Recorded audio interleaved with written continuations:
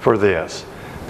They stuck this wolf paw on there, and incidentally, whales, like the blue whale, is supposed to be related to a cow too, and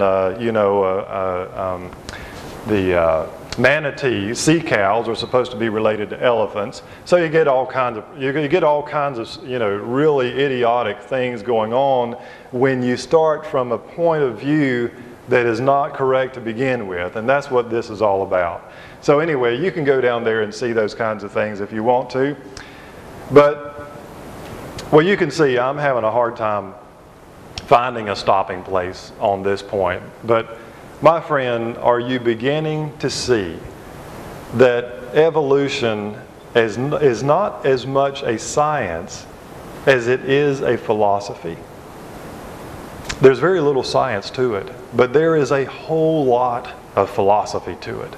It is a philosophical system that puts man at the center as the highest creature on the evolutionary ladder.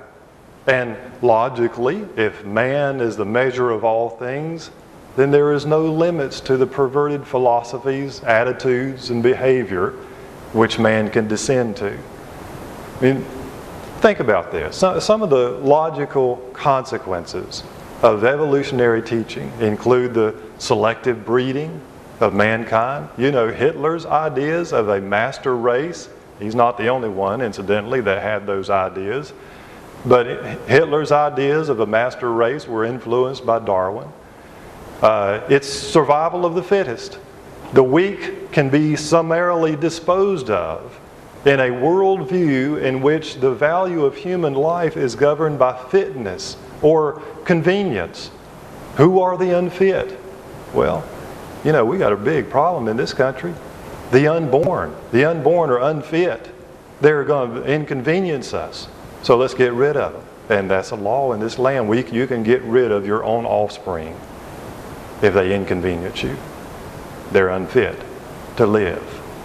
This is evolution. This is people. I mean, you know, this is part of the consequences of the teaching that we're no more than a little pig or a little squirrel, a little dog. You can just get rid of it. What about the elderly? Some people say, "Oh yeah, well you can do that." What about on the other end of life? What the elderly? Well, there's been a lot of talk about euthanasia, and what about the disabled? I'm telling you, evolution creates moral relativism. Morality and truth are relative and situational, not absolute. There can be no standards of right and wrong when everything is ultimately pragmatic in this world of evolution.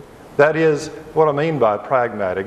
That is, the ideas of morality and truth only have value in terms of their practical consequences. So whatever is legal then is moral, when there's no laws higher than man's laws. So we can define deviancy down when it's simply a matter of a vote. Why should, for example, a man and a woman have the right to get married under civil law, but not two men, or two women, or three women and a dog, or two men and a child? You see, it doesn't matter. You see, if we all evolved from slimy algae by blind chance, there is no reason why mankind cannot make whatever kind of arrangement he pleases. And so we will continue to see this clamor for all these kinds of laws to be made, because those who practice such things see legalization as validation, because whatever is legal is moral when there are no laws higher than man's laws to govern our behavior. Evolution leaves mankind with no purpose and no goals other than survival, or the pursuit of carnal desires, or the collecting of products that you see on television that the advertisers tell us will bring us fulfillment and happiness. But there can be no hope of eternal life if we are no more than a squirrel or a pig or a dog or a monkey.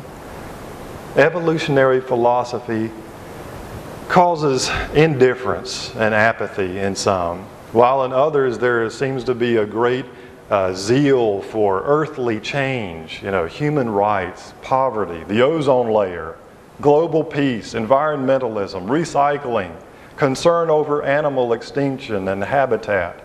And certainly there's some merit and some things to be looked at in all of these pursuits, but they become the ultimate pursuits in a world in which this life, right here and right now, is all there is and all there ever will be. You see, then the earth becomes our mother. Love your mother. You see these bumper stickers running around here. And nature becomes our God. Perhaps, my friend, you are one that recognizes and appreciates the unfathomable beauty and order of the universe. The earth and all of its creatures, great and small, you enjoy the rich color of a wild morning glory, like I do. The sound of water over rocks in a mountain stream, the changing hue of the sky from sunrise to sunset. I look at the sky just about every time I go outside. I just love the sky. I love looking at the clouds, how it changes from day to day, how it changes even within one day. It's just beautiful.